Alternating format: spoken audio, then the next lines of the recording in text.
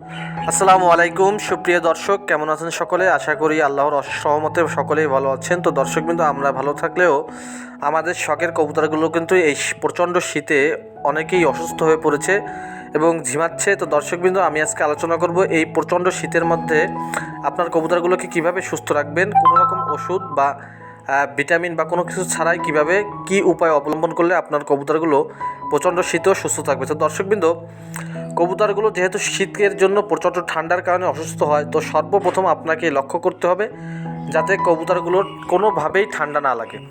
তো দর্শকবৃন্দ, কবুতর ঠান্ডাই হচ্ছে সবথেকে বড় সমস্যা। ঠান্ডা একবার লেগে গেলে কিন্তু সেই কবুতর অসুস্থ হবেই।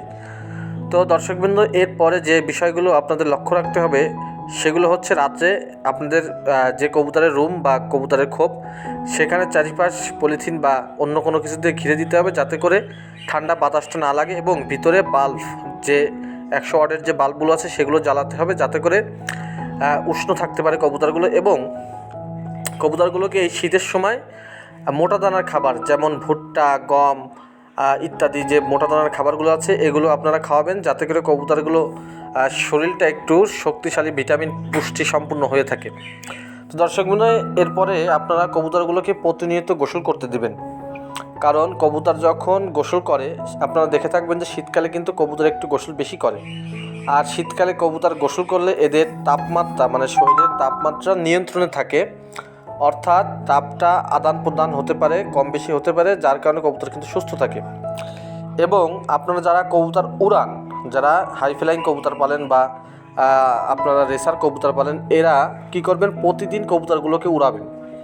কবুতরগুলো প্রতিদিন উড়ানোর কারণে এদের শারীরিক একটা ব্যায়াম হবে, মনোবল ভালো থাকবে, মানসিকতা ভালো থাকবে, এবং যার কারণে কবুতর শরীরটা গরম হবে। অতিরিক্ত ওড়ার কারণে কবুতর কিন্তু শরীর গরম হবে এবং প্রতিটি মাসেল এক্সারসাইজ হবে যাতে করে কবুতর কিন্তু সুস্থ থাকবে।